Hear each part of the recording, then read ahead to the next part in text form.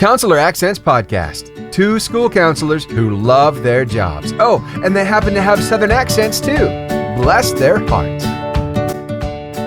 I'm Kim Crumbly. I am Laura Rakeworth. And together we are Counselor Accents, two school counselors who are in the trenches with you every single day. We know the issues you're facing because we are right there with you every single day. So, Laura, I have to start off by saying I went to Buc-ee's for the first time today. Oh, gosh, you need to give me a warning before you say that because, you know, our listeners know that I had food poisoning over the holidays. So we went to Buc-ee's that day. Buc-ee's is not what made me sick, but if you're within a 1 mile radius of Buc-ee's, you can smell the brisket that is cooking. And you will smell like the brisket for the next 3 days. That's a warning that you need to know. And so when you say Buc-ee's, I automatically smell it. My mind goes back to the day of food poisoning, 2022. And now made you sick. I'm sick. Now I'm sick. So I'll be taking a sick day tomorrow. So if you see a beaver crossing the road, because Buc-ee is a beaver, it makes you right back, you're sick. I'm sick. I have never been, it's a city. Buc-ee's is a city. I do not know if all listeners have a Buc-ee's nearby, but Buc-ee's is a gas station, nay, a gas city. So you can get, there's like 50 pumps. And what is so funny is, like, I had went in with my principal and my assistant superintendent because they were insistent that I go to Buc-ee's. And I knew I needed to get home for the podcast. But I got in there, and there's a beef jerky area. There's a brisket area. There is deli area. There's all kind of beaver nuggets to get flavors. And it is like I was having a ball. And the Buc-ee man comes up to me. He was not in a beaver outfit, but he did have on the red uniform. And he said, I am not lying. I was standing there with assistant principal, superintendent, and he goes, have you been to the bathroom? Well, I don't know, Buc-ee's. That's the thing. It's a thing. And I'm like, the whole thing. Why would you come up behind me and ask me, have I been to the bathroom? I mean, what are you thinking is happening if you're telling a grown adult woman, have you been to the bathroom? So I'm like, what have I done? Have I reached that age where I don't know what noises are coming out of here? You've soiled your pants and you don't know it? What is happening here? And I'm like, well, no, I have not been to the restroom. And so my friend jumps in and he goes, oh, you've got to go to the bathroom. And I'm like, what is happening? And they're like, this is an experience that you do not want to. And it's just like, well, why would I take my family anywhere else but Buc-ee's for a vacation? Why? Well, and the bathroom itself is basically a hotel room because you get your own little. I did not want to come out. I just got in that little area and I thought, I didn't even have to go to the bathroom, but that's how much I appreciated those stalls. So yes, if you have a Buc-ee's or if you're traveling and you pass by Buc-ee's, it is worth a stop, and they're so proud of it.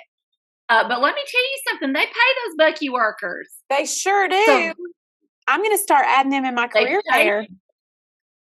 I'm going to bring them in my career fair. Buc-ee worker. Yeah, you can do a car wash manager and make a lot of money as a car wash manager. It is amazing. They were reading off to me. They were so excited. I mean, these two professional men I was with today were like 5-year-old boys. We're going to Buc-ee's. We're going to Buc-ee's. So it's a big. I'm really upset because if you will remember when we took a road trip recently, we passed by Buc-ee's a couple of times. And I said, why don't we go to Buc-ee's? Because I knew that this would be an experience that we could have together.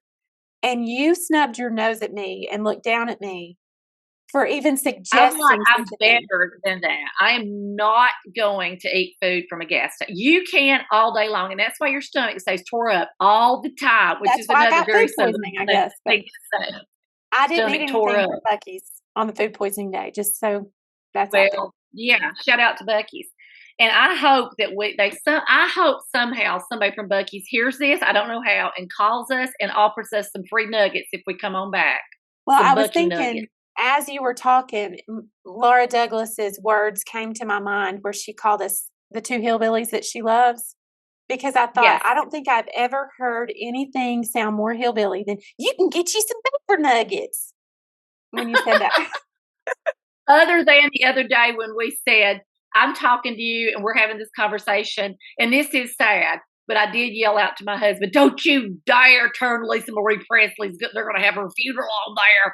And because I am a huge Elvis fan, but the way it came out was, it couldn't have been more Southern. Don't you dare turn another grab Lisa Marie Presley's funeral from Graceland. Anyway, all right, and that made me so sad because, as I say, under Dolly's Elvis. Yeah. Well, and as you were saying that about Lisa Marie, rest in peace, I was thinking I'll be the same way on the day if it happens for Dolly. Don't you dare say Dolly. Don't you dare. I'm saving up a lot of sick days. So, well, the state of Tennessee will shut down for a day of grieving when Dolly passes. A couple of weeks ago, no, I've got to tell this. A couple of weeks ago, my hair hit a height record. Like, it's never been higher and bigger. I had on a gold jacket, and I walked into my front office, and they burst out laughing at me. I looked good. I don't care. They could laugh all day. I looked good. And they called me Dolly for the rest of the day. And I said, if you think you're offending me, you are wrong, because there is no higher compliment that you can give me than to call me Dolly. I said, I will remember this day for the rest of my life. And they kept sending me like songs. They were like, oh man, it must be bad to work 9 to 5. And I just thought, you are not offending me. This is the highest praise to a Southerner. Highest praise you can give me. Well, I am going to say that we're doing this intro after we have talked to, because we were running late and we're just getting started. So we had to just jump right on. And so you're going to hear my autistic child call Hal my computer. I don't know. But he was calling this computer. And so you're going to hear that go off and me decline it. So I'm in trouble when I get home. Yeah. I'll tell you that right. He's not going to be happy. He knows I get home. Judge Wapner, 3 o'clock. Judge Wapner, 3 o'clock. That's an old movie. If you haven't saw the movie, it's about a guy with autism who had to watch Judge Wapner every day. Clanton has to have me home at a certain time. I didn't make it. I'm at my mom's doing this, and so I have got to get. But you're going to hear that. But you are also in for a treat. This is going to inspire you. It is going to inspire you like it did me, to take it, to make an impact, just to do the best I can to make impact on students' lives. And I'm going to give the disclaimer that you're barely going to hear my voice because Kim hogged it the whole time. So that's another disclaimer that people need to be prepared for. Hogged it. I want you to think about the language you use that you're using. You're professional. Who says hogged it? Who says beaver nuggets? Hillbilly. Enjoy the show. Hillbillies say it. We are here with Dr. Debbie Grant, who is a jack of all trades, a master of all trades. You are involved in so many things. Just listening to you before we jumped on this podcast, I'm exhausted just listening to all the things that you have going on. But it's interesting. Kim and I met you at the awards banquet for the Alabama School Counselors Conference, and you came in and you were talking about your session that you had just presented, and immediately we were captivated and thought, oh my goodness, we want more Dr. Grant. And so you graciously agreed to share some of your time with us and come on this podcast. So why don't you tell our listeners a little bit about where you've been, what you're doing now, and we'll go from there.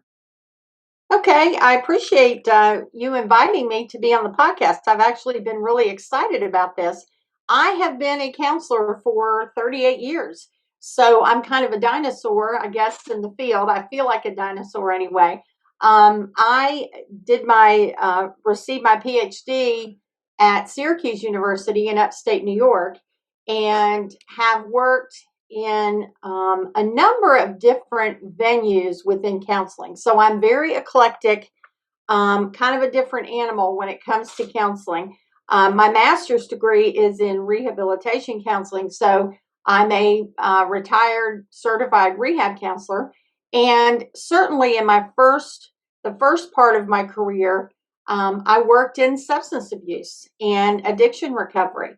Worked in upstate New York at a Center for Addiction Recovery, have a real passion for family support of addiction and treatment. So I worked in the addiction field. When we moved to Birmingham 29 years ago, I began a career with University of Birmingham UAB Department of Psychiatry, and I was the director of family therapy for their outpatient substance abuse program. So I worked with them and developed, really, they had no support mechanism for family therapy. And so I developed a curriculum and worked primarily with family members of both adults and adolescents that were in treatment to offer that family support. My goal was to reduce relapse and to prepare the family to be a safe place for somebody in recovery. From there, I went and was a professor at University of Alabama in Tuscaloosa. And from there, I spent 10 years at the University of Montevallo. I was the coordinator of the clinical and the community agency mental health clinical counseling track for 10 years. And then made a very strange transition by some people's standards. It was a very strange transition. I was offered the opportunity to go to Hoover City Schools, Hoover High School specifically, and begin development of a ninth grade academy, a ninth grade campus. And they really wanted a counselor that could do career and college readiness. And the principal said to me, who better than to help kids get ready for college than a college professor? And the fact that I had a counseling background, I think, made it all the better. So spent 15 years at Hoover. And while I was at Hoover, served as a grade level counselor, served in an intervention role with students who had psychiatric issues, did a lot of work with the kids that were on the spectrum. And so I was testing coordinator. I was kind of a jack of all trades there as well, because I do have such a diverse background. Was really able to even work with the special ed teachers as a rehab counselor and a vocational evaluator with our kids that had IEPs who were getting ready to do the school to work transition. And so was able to even use some of my rehab counseling skills. In 2020, I had been teaching part-time adjunct for the University of West Alabama in their online counseling program. And I retired from Hoover High School and have been full-time with University of West Alabama ever since. I'm core school counseling faculty with them. I also opened a private practice, and most of the kids I see are Hoover kids. That's no shock. See a lot of Hoover kids, a lot of kids from Jefferson, Shelby County, and have a full practice, more than I really can even handle. I've got a wait list. And then of course, most people in the Alabama Counseling Association know me as the NBCC girl. In fact, next year at the conference, I'm going to get me a sweatshirt made that says I'm the NBCC girl, because everybody that sends in their paperwork, that's how I'm identified. I'm the one that does the certificates. But I am busy. I'm an LPC supervisor. I have 5 ALCs that are in 3 that are in clinical mental health, 2 that are school counseling.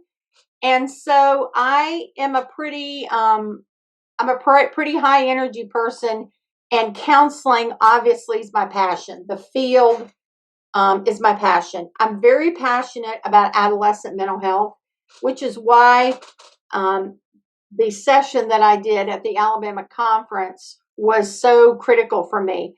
I work with many, many kids, and I have worked in 38 years with many, many kids who are have disengaged parents. And I've actually had kids say to me before, when I've questioned them, why did you do that? Why did you make that choice? What were you thinking? I've had more than 3 kids say to me, well, what do you expect? I was raised by wolves. I raised myself. And so that has always stuck with me. And I did as much as I could in the 15 years I was at Hoover, 14, 15 years I was at Hoover, to try to make teachers, administrators, coaches, school personnel aware that what we see from the curb is not always what's really going on at home. And that even in a school district like Hoover, which is in a very nice area, there are kids that are literally raising themselves. There's no one at home asking about homework. There's no one at home making sure that you have lunch money in your account. There's no one at home asking you anything about school. And those kids really became my passion, because those are the kids, unfortunately, who typically have high academic ability. They have no support. And I think we're fooling ourselves if we don't think that these are where some of our dropouts come. If there's nobody pushing you at home and no one cares really about your academic performance, it's very easy for a child when they turn 17, 16, 17, 18 to say, nobody cares if I'm at school. My parents don't know anything. They don't even know what classes I'm taking. And so we have a lot of kids that give up on school and give up on themselves. So, what I see, even in my private practice, I have some kids that drive themselves. They hand me a check that mom wrote. I've had parents actually come to my door of my office and kind of push. I have a dad who kind of pushes his 13-year-old in my office and says, can you just fix her? Here's my insurance, my Blue Cross card. Can you just deal with her and fix her? Can you take her till she's 18? Can you? And so a lot of kids have their physical needs met. They don't have their emotional needs met.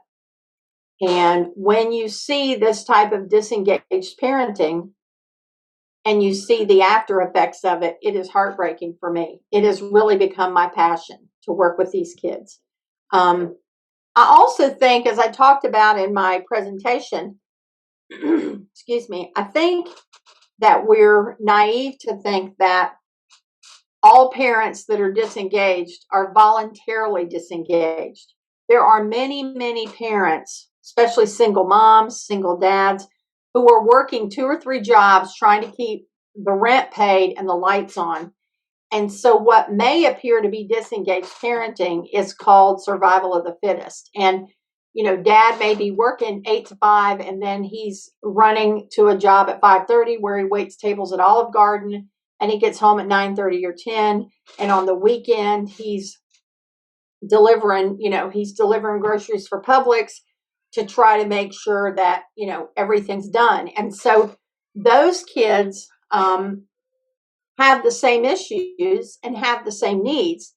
Those are the parents that I really try to partner with and make sure that they are able to access everything we have in the community, whether it's food pantries, whether it's assistance with utilities, assistance with rent, so that maybe, if dad were to be able to get some extra assistance, maybe he could quit one of his jobs. Maybe he could be with his children on Saturday and Sunday. And so I'm really a proponent of school counselors and clinical mental health agency counselors knowing what's available in their community. As counselors, we have to help the disengaged parents who need these resources.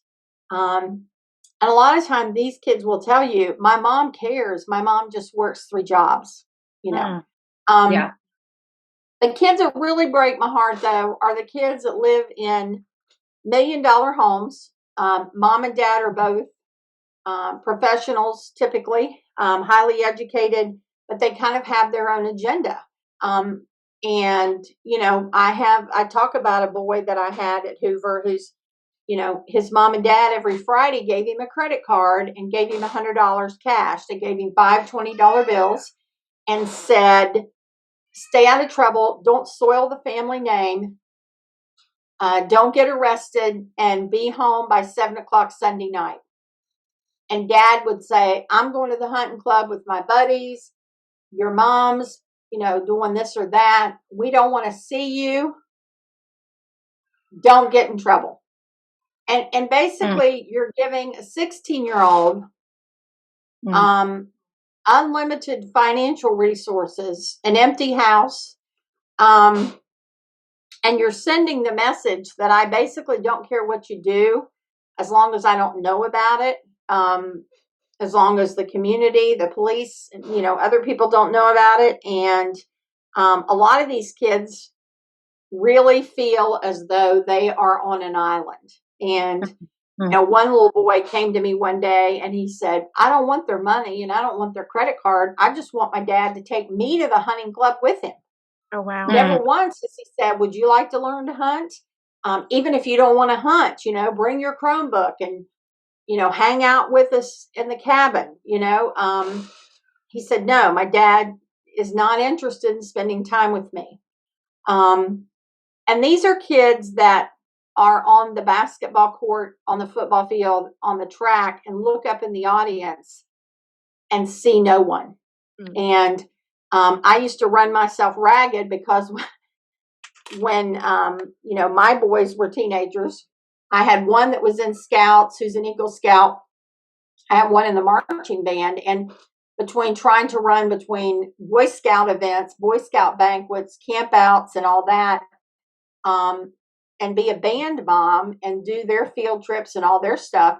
But then there were many days after school that I would tell my boys, Mom is going to be 45 minutes late coming home tonight because I have two kids that are wrestlers and there's a wrestling meet. And you understand that if your mama doesn't stay after school and watch them wrestle and they're in the first match, there will be no one there. Wow. And my boys, one of who is now a teacher, a band director, my baby in Atlanta, and my oldest one is a police officer. They were like, Mama, that's exactly where you need to be.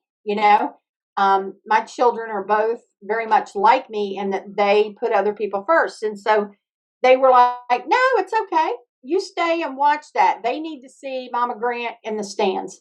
I've gone to band competitions when I didn't even have my own child in the band competition, but I've gone and walked up into the marching band and hugged the neck of 5 or 6 kids and said, I'm watching you. I want you to do great. I can't wait. I would go to the Friday night home football games and walk up into the band and sit with the kids. Now, half the time, they didn't know who I was there for, but all they thought was Dr. Grant came to watch me march. I was there as they lined up. I waved at them. I was there sitting in the band section when they came back and said, you did a great job. I could hear you all the way in the stands. Those are the little things that you have to do. You also have to you have to mentor parents. Kids don't come with directions. And so for some people, maternal and paternal instinct is natural. For many people who are very focused on career and materialistic things, being a parent doesn't come naturally. And so there were several times that I had to make uncomfortable phone calls and say, you realize that your son is really bummed out that you've never been to one of his track meets and he's a junior. Really? Well, I didn't think about that. You might want to consider getting off work an hour early and being there at the field. And I'm happy to meet you there.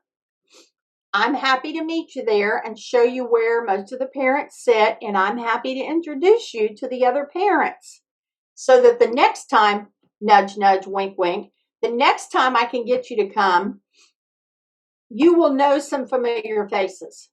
Okay.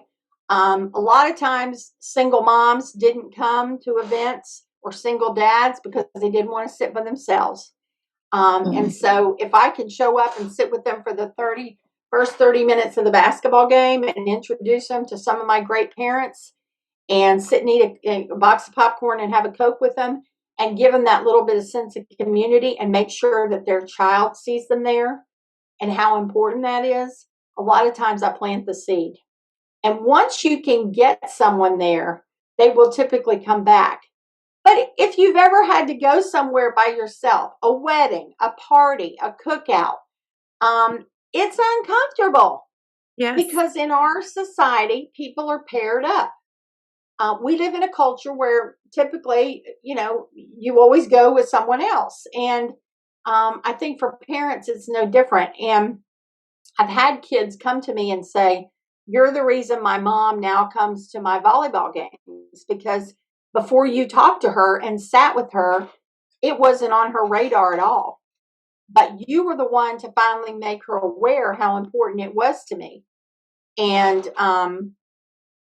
it's just building that bridge. It's building that bridge. And so. Yeah, I was thinking of that word, bridge. Yeah, you're making those relationships. And that is your next level. Let me just say that you are next level.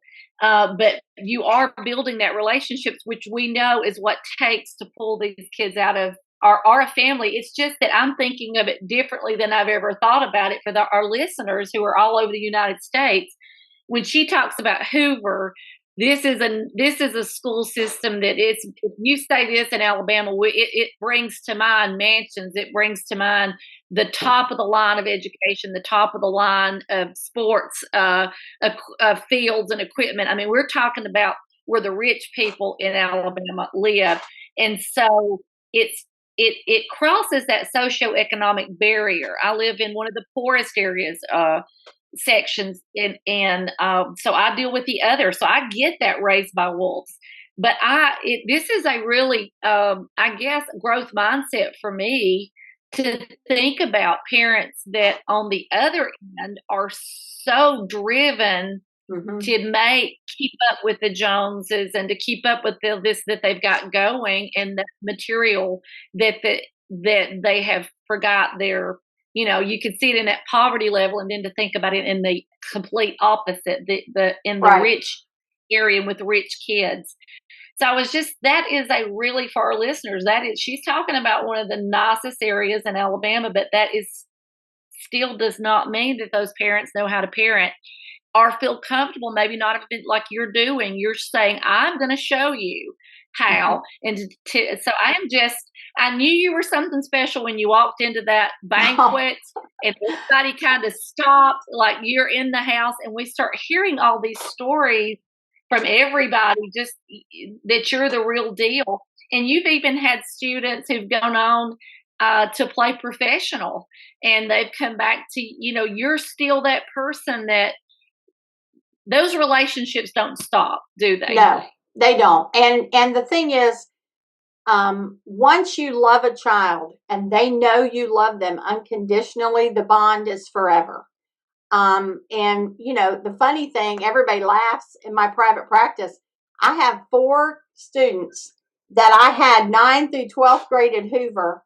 One is now 24 and a student at UAB, still comes to see me every other Friday. His parents laugh and say, you're a senior in college now. I know, but I still need Dr. Grant's direction. I have one in graduate school. I have a couple in the NFL. I have, I've kind of got them all over the place. And the funny thing is that they know that our bond is forever. And, the one little guy laughed the other day and he said, my parents, are hoping that I'm going to get a good job as soon as I graduate from engineering at UAB, and then I'm going to get a job and move and do my own thing. And he said, but what am I going to do if I have to move out of state? And I said, you know what? We'll Zoom. I really think that if I can ever get him to ask a girl out, I'll probably be going on his honeymoon in another room with him or something. This guy it's ridiculous, but it's that bond. And That some of sense of these kids, security that they may it's not have got somewhere security. else. And the Yeah. thing is, I think what's so important about what we do as school counselors is we are their fresh, objective adult. I can't take their cell phone. I can't take their car keys. I can't ground them. Yeah. I'm just their adult who is 100%. I try to be 100% objective, but they soon become my children, unfortunately.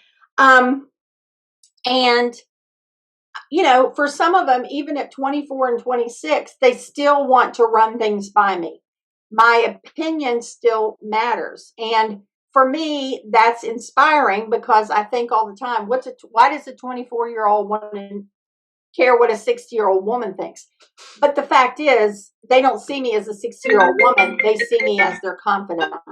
Sorry. And I also think that, you know, COVID made it very difficult for some families who have kind of a high standard of living to maintain.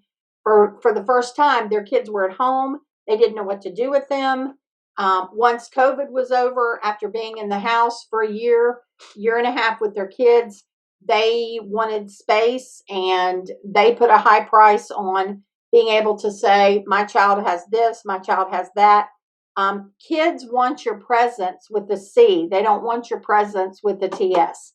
And that's why I tell parents all the time, your child doesn't care about the materialistic things that you think they care about. They want time with you. And so I really try to educate parents about that. I think that is so wonderful, that education of parents. One of the things I saw as a high school counselor, it was maybe we had really good maybe they parented well, but especially if it was their firstborn child, they thought once they got in high school, hands off. I'm going to look like that helicopter parent. I'm going to look, and we never heard from them. They never showed up. They were listening to the kids who said, no other parents is doing this. I don't want you to come. I don't want you to be a part. And that is one of the things that I tell my middle school parents, be involved. These are children. They're still children, 9 through 12. Right. And they are going to push back, but you are their parent. You're responsible for them. You need to know what's on their phone, what they're doing. They're still kids. But I think that's one of I am so sorry. It's my little boy that I told you about. I don't know how it's coming through on this computer. So sorry. I think that education, autistic, and so he's going to keep going. Yep, those are my kids. Well, and I think too, here's the thing. I don't think, and I've told my husband this before, I don't think parents know what they don't know. Right. I think with a firstborn child, they think, well, you know, I got them to 8th grade. They're kind of on their own. Let the high school coaches and teachers and everybody work with them. And you know, they're willing to write the check to pay for the sport, but then quickly, oh, my daughter, okay, she made the volleyball team. So that means she's got a game every Tuesday, Thursday afternoon, one Saturday a month. You know, there's a volleyball tournament. Mom says, well, I had planned to play tennis with my friends. Well, you know what? You've got your whole life to play tennis with your friends. You need to be in the stands at your daughter's volleyball tournament. And a lot of times kids are hesitant to ask their parents to attend functions because for one reason or another, they have been given the impression that we don't have time, we are not interested, I need to do something else. And so once a child asks mom and dad one time and they get turned down, rarely do they ask again. And parents fall into this trap. And I've had parents say, well, he doesn't care if I'm in his baseball games. And I said, are you sure?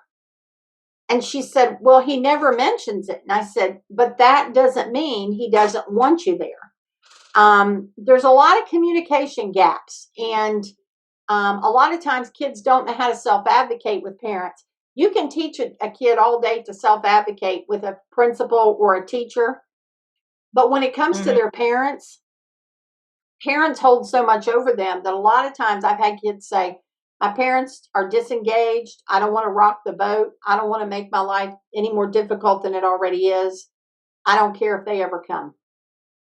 And that breaks my heart. So that's why, all those years at Hoover, I ran my legs off trying to make sure that I was in the stands, or, I would even, talk to grandparents. I would talk to a grandparent. I would go out in the carpool line, and one of my girls, her grandparents picked her up every afternoon.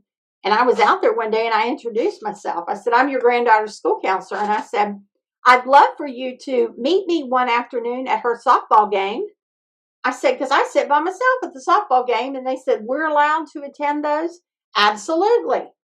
And so these 70-some-year-old people, I told them, I said, you meet me over there. And I said, here's my phone number. You call me that afternoon and we'll meet. Well, we sat and watched her softball game, and they had the most fun. That little girl could hardly swing the bat. She was so excited. She kept looking over to make sure they were still there.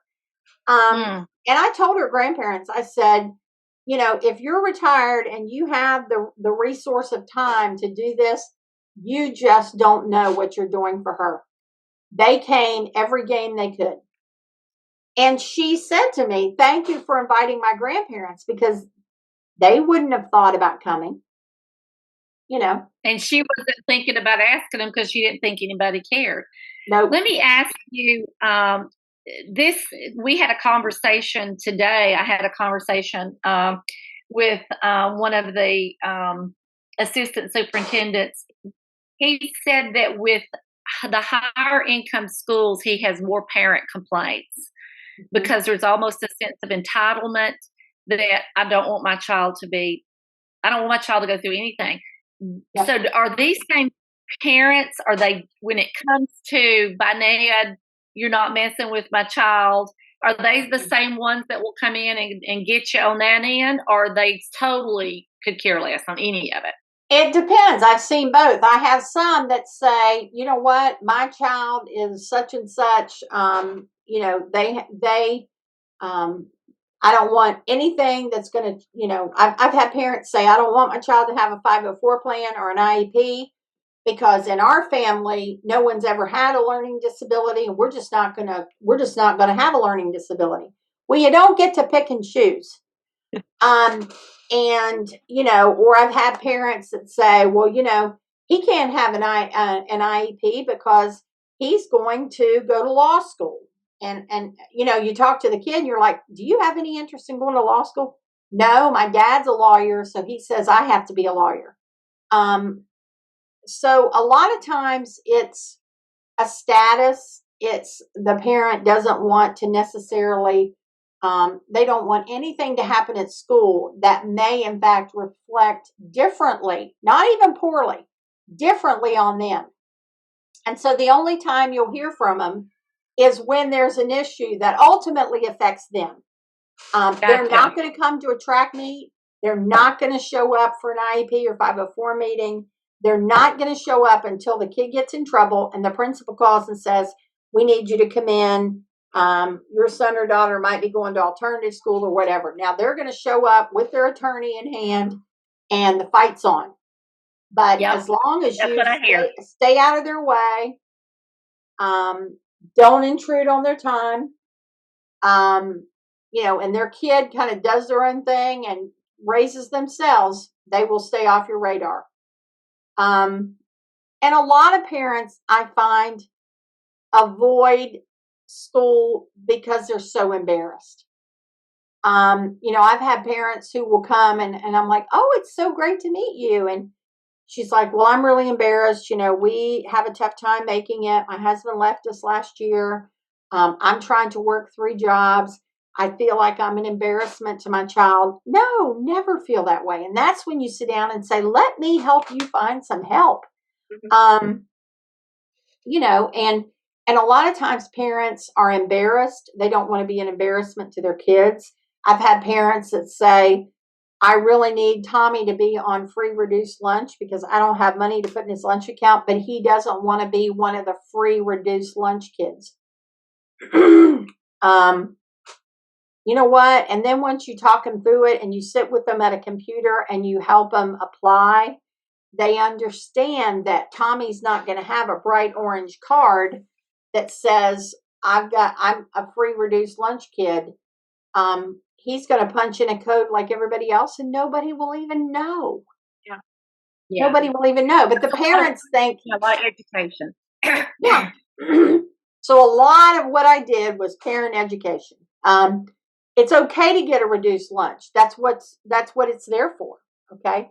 It's okay to go to the band director. I mean, there were times when I had a little girl in choir one year. Her mom had just lost her job, and they needed to have a specific dress for the choral concert. And the dresses were like $80. And the little girl said, I'm not going to be able to sing in the concert. My mom doesn't have $80. So what did I do? I reached out to some of the choir moms whose kids had graduated last year because I knew them all. And I sent out, a message. I said, do any of you have a size 12 black choir dress that your child did not take to college with them that you'd be willing to give me to donate for me? I'll have it dry cleaned for this little girl to wear. I ended up with a whole closet full of stuff. Mm-hmm. And this little girl got the dress. I took it to the cleaner, had it cleaned. Nobody even knew about that. Yeah. But you have to think out of the box. You have to think, where can I get this dress? Okay. My husband and I paid for band uniforms for kids who made a contribution. A lot of times I would go around to some of my teacher friends and say, this child's in your class. You wouldn't be willing to donate $10 for this. A lot of times teachers, because I ask, would put together something we needed for a kid. We paid for a field trip. All of us, 4 people pitched in $10 and we paid for it. And the kid never even knew where it came from. Because where it comes from doesn't matter. Right. What matters is that they got to do what every other kid did. And that's so important, especially at that high school level. And you're right. Sometimes all it takes is you call that the salon, and they're going to do the whole thing. Well, oh no, we're going to handle everything. We're going to have the hair. We're going to do the nails. You bring them in. We've had that. People are so willing, but I think for me, the lesson here, and I hope our listeners is I think some people are afraid to get real sometimes with parents. And I think sometimes we have to, as counselors, especially, we think about, is this for the betterment of the child? Right. And you sometimes have to do those hard conversations and with the parents or with the kid because, hey, mom and dad are not telling you stink. I know you're a teenager now, but I'm going to tell you, sweetie, because I love you. Right. And here's all the things you need. So, I think another thing that I picked up is this cross is also showing economic barrier. Absolutely. This is not just a healthy or poor or middle income. No. There are kids who are not being raised. They're raising themselves. Right. So I kept you over the time. Do you have any, is there, what as counselors is our rubber meet the road on this? What is it that we can, would you say would be your top ways to address parents or students who are totally raising themselves? First of all, know your local community. Get out and beat the bushes. Make phone calls. Drop by different places. Create a letter and send it out to every church within a 30-mile radius of your school. And say, I'm trying to find out if you have a food pantry. I'm trying to find out if you have gas coupons, if you help with Alabama Power, gas bills, whatever. You'd be surprised how many resources go underutilized because nobody asks for it, okay? Do what I call them minute meetings. I would get my teachers, and a lot of times they were my history teacher friends, to let me camp out outside their door. And when they were going over quizzes or whatever, and I would sit out there and I would do minute meetings with my kids. And the kids, I'd say, how's everything at school? Give me one word that describes things at home. You can tell a lot from what kids say. I took a list this big and triaged it down to this. from that list, I met individually and got it down to this. And I had my 20, 25 kids that were really on my radar because I felt like there was some disengagement. And so, but you have to know the kids. You have to be with the kids. Be at the bus stop or at the bus line in the morning. The kids that are getting off the bus, have a clipboard and notice what appears to be going on.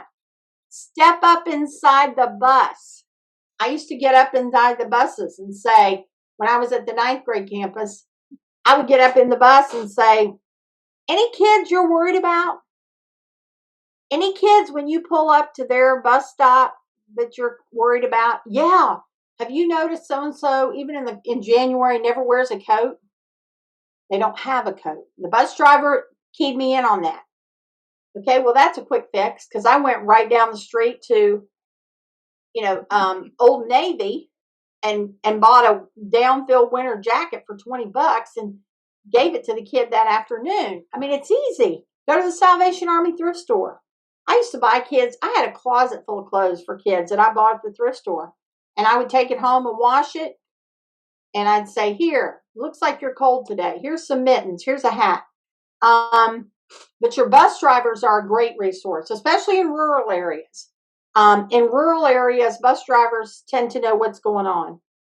Talk to the lunchroom ladies. Any kids you've observed, talk to the people that have lunch duty. Any kids that seem to be kind of on the outskirts of what's going on. Network.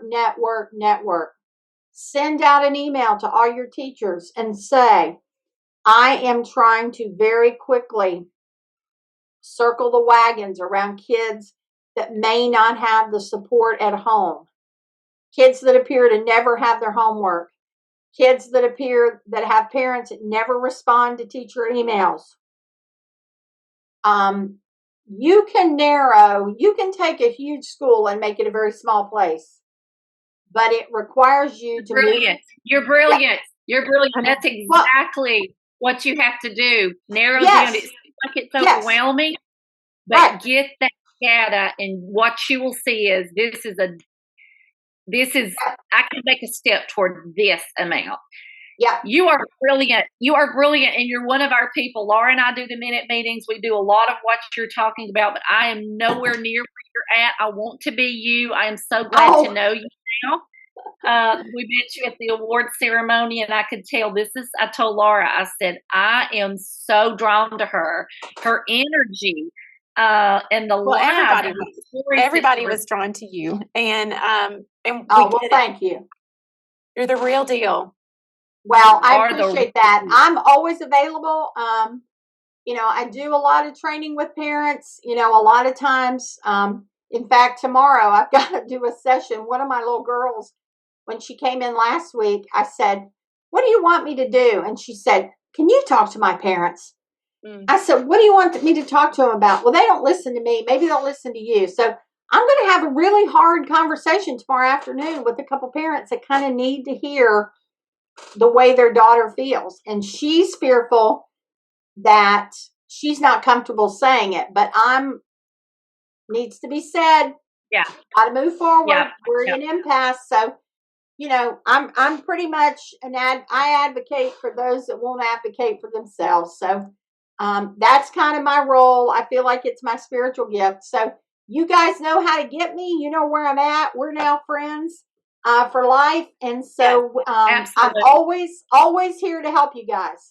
Oh, and if any of our listeners want to contact you and have you do this ssion at their state level or anything like that, we can put your email address in the show notes. Does that work for you?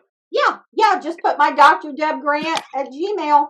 Okay. Well, I would encourage you guys to do that because she is the real deal. So thank you, guys. We appreciate you taking your time and coming on here and sharing this wisdom. I just think the word that comes to mind when I think about you, you are a trailblazer, and you were doing these things before people were talking about them. And you are a treasure, not only for the state of Alabama, but for the nation. And I'm so grateful. Well, thank you very much. You're very sweet. Kim, I am so mad at you. And I learned something from Dr. Grant just now, and that is that I have to self-advocate. And I believe that I need to have a tough conversation with you right now and tell you that I'm angry with you. You hogged her. I didn't get to ask her any questions because you talked the whole time. I am a talk hog. Yeah. I am a And talk so hog. I started this thing because your internet was wonky. So Yes. honestly, I was glad. I was like, I'm going to take advantage of this while you can't get connected. And so I jumped in. I hear your voice, and I hear your voice. And I am going to try to do better, but I'm only going to do better if you get with her and y'all both talk to me about it. Well, I can help you. There were so many things that she said that were just so great. And well, now she's a talker. I mean, you have to give me that. There was a whole lot of just. And I mean, really wanted you to shut your mouth so I could hear more of her. I hear maybe that may be the real problem right there is we did not get enough of her. But she's just one of those that now we have to remember she is a therapist also. So she's doing therapy and she was talking about her counseling these high school students, and it was just very, very interesting to think about kids just thinking of raised by wolves, just thinking of it in those terms. I mean, that's pretty powerful stuff. Well, and it's interesting to think about the different types of wolves that are raising these kids because, you've got the ones that this is how they were raised, so they don't know any better. You've got the ones like what she was talking about that, they're working 12 jobs just trying to keep things going. And so they're just in this situational wolf situation. And then you've got the, $1 million homes, like what she was talking about. And just, they are all taking a toll on the kids. Yeah. And you just have to wonder, like, I don't know. But I love the way that she tackles problems. And she is next level. I will never be to that level where I'm able to go, she just is building those bridges and relationships and that level of care. And she did tell the story about one, and I don't even know if I should even tell this, but I was so impressed just with these kids who are now, and I famous. I mean, these are famous people now, and they will, before they leave that stadium, give her a call. And she told about a story there that she didn't share here. But it just goes to show that bond if you've made that bond strong enough, you're never going to break it. It's just amazing. Well, I love her. I love her too. And so I would like more of her. The power of meeting individually with students is, again, she reiterated that because we talk a lot about our minute meetings. And I love the way what you do is you take that whole group of students and it does whittle down. It seems like there's this huge problem, but if you start to whittle it down, it makes it more doable. Now, granted, we are finding ourselves in a situation where that number is increasing, that need for student emotionally and physically and all those types of needs are growing. Mm-hmm. But that's the only way to figure out who has it is to do all the things she's talking about. So, sorry, not the Old Navy commercial cracks me up. Sorry, not sorry. So I say that all the time. Sorry, not sorry. Well, it fits you. It fits you. Well, and I want to mention this just because if there's a counselor out there that is inspired by this episode, but yet still feels overwhelmed, I do want to say that a lot of the things that Dr. Grant is talking about, we teach in our course called The First 20 Days, and I can drop a link in that, but we kind of help walk you through how to go out into your community, what to say, what to carry with you, and how to have those conversations. We also have a segment on minute meetings. If you think, I want to do that, where do I start? Well, in that course, there are about 8 to 12 modules. I get confused, but we go through a lot of these things and just kind of walk with you through that process. And we always say, whether it's your first year or your 21st year, these are things that are going to help you be successful, save time, and be a leader in your school. And so you heard it here with Dr. Grant saying that. So go check out that course. And, you could even use a purchase order. It counts for PD credit in a lot of school systems. And I think it would be a great use of your time to take that course. So you can follow us on Facebook. You can follow us on Instagram. You can subscribe to our newsletter, and we'll probably put the course in our newsletter just so you have an easy link to it. So make sure you're subscribed to that. You can also rate and review and subscribe to our podcast so you will never miss an episode like this treasure chest of an episode with Dr. Grant. Any last words, Kim? You do all the talking, and I find that very hard to handle. Oh, my goodness.